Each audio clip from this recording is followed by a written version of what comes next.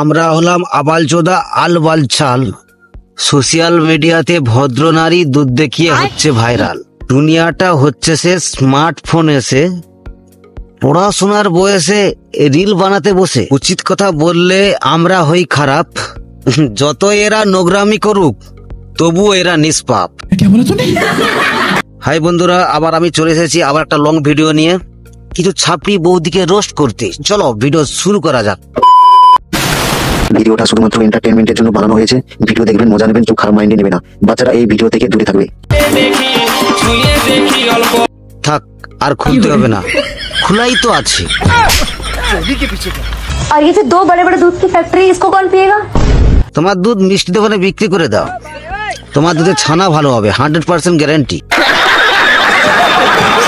আচ্ছা বন্ধুরা, যদি কোনোদিনও তোমরা আমাকে একা পেয়ে যাও তাহলে কি করবে?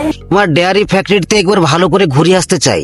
না মানে কারিগর এত সুন্দর করে একটা বড় ফ্যাক্টরি বানিয়েছে, না দেখে থাকতে পারি বৌদি?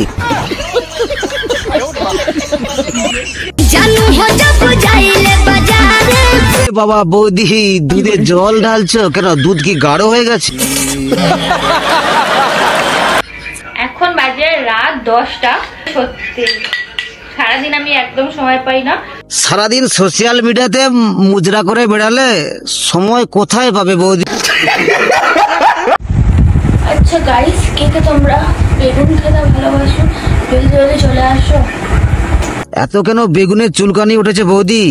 বেগুন দিয়ে কি কাজ চালাতে?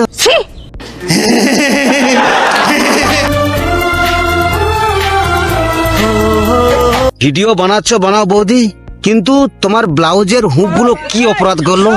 তাকে এত কষ্ট দিচ্ছ কেন?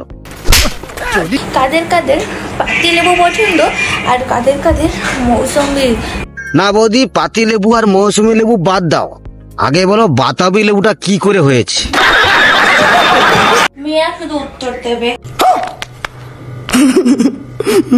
আচ্ছা, ছেলেদের কোন জিনিস মোটা হলে মেয়েরা ভয় পায়?